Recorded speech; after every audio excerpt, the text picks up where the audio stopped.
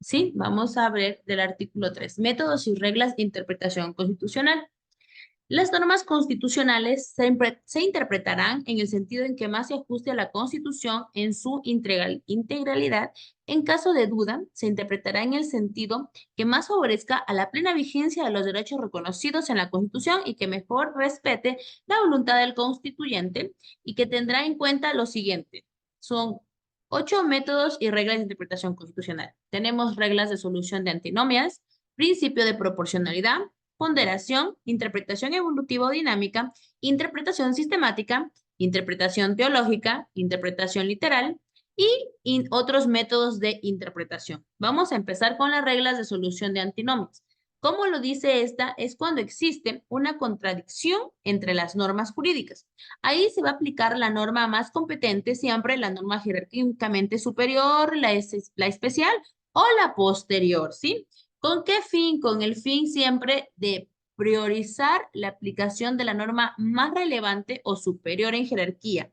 Es importante que tengamos en cuenta que esto nos asegura que las normas más importantes o más recientes sean aplicadas en caso de un conflicto, evitando confusiones y asegurando coherencia en la aplicación del derecho.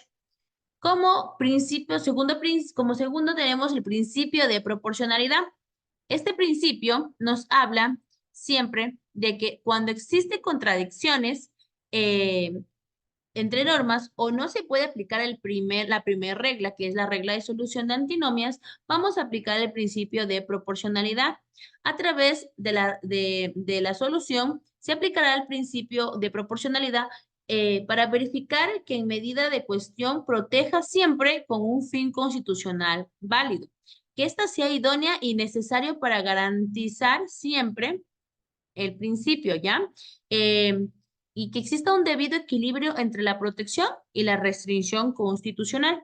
Esto garantiza que las medidas adoptadas sean razonables y no violen los derechos fundamentales, asegurando que las restricciones sean proporcionales al fin que se busca alcanzar, ¿sí? Como tercero tenemos ponderación. Se deberá establecer siempre una relación de preferencia entre los principios y las normas, condicionando a las circunstancias del caso en concreto para determinar la decisión adecuada.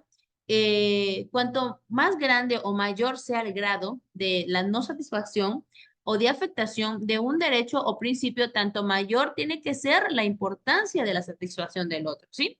Esta regla siempre busca encontrar como que un equilibrio entre los intereses en conflicto, considerando siempre la gravedad de la afectación y importancia de cada derecho o principio. Como cuarto tenemos la interpretación evolutivo-dinámica. Cuando hablamos de esta interpretación dinámica, estamos hablando de que vamos a entender las normas a partir de las cambiantes situaciones que ellas regulan, ¿sí? Con el objeto de no hacerlas inoperantes o ineficientes o tomarlas contrarias a otras reglas o principios constitucionales. Esta interpretación siempre busca adaptar las normas a los cambios que tiene la sociedad y en circunstancias asegurando de que las normas sigan siendo siempre relevantes y efectivas, ¿sí? La interpretación sistemática es la quinta. Las normas jurídicas deberán ser interpretadas a partir del contexto general, para lograr siempre entre todas las disposiciones la debida coexistencia, correspondencia y armonía. Esta interpretación sistemática busca entender las normas en el contexto en que se encuentran, considerando las relaciones entre ellas y asegurando que sean coherentes y funcionen de manera armónica. Como sexto tenemos la interpretación teológica. Las normas jurídicas se entenderán a partir de los fines que persiguen el texto jurídico, el texto normativo. Esto nos quiere decir que esta interpretación considera el propósito o el objetivo detrás de la norma, lo que ayuda a entender su significado y aplicación en diferentes contextos. Como número 7 tenemos la interpretación literal. Cuando el sentido de la norma es claro, cuando ya está claro literalmente, se sabe su tenor, se atenderá sin perjuicio de que para lograr un resultado justo en el caso se puede utilizar otros métodos de interpretación. Esta interpretación literal se aplica cuando la norma es clara y no requiere una interpretación más amplia o contextual, ¿sí? Vamos con el octavo, que son los métodos, otros métodos de interpretación. Siempre que la interpretación de las normas jurídicas, cuando fuera necesario, se realizará atendiendo a los principios generales del derecho y la equidad, así como los principios de unidad, concordancia, práctica, eficacia integradora, fuerza normativa y adaptación. Estos principios adicionales pueden ser utilizados para complementar o suplir la interpretación literal o sistemática, asegurando que la interpretación sea justa y equitativa, ¿sí?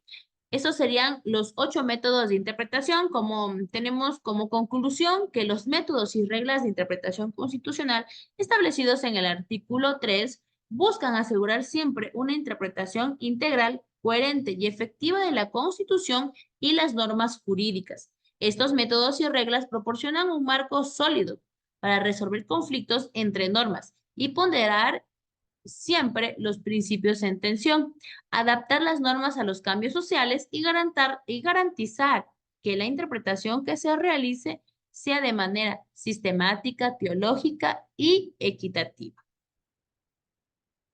Muchas gracias, doctora. Eso sería todo.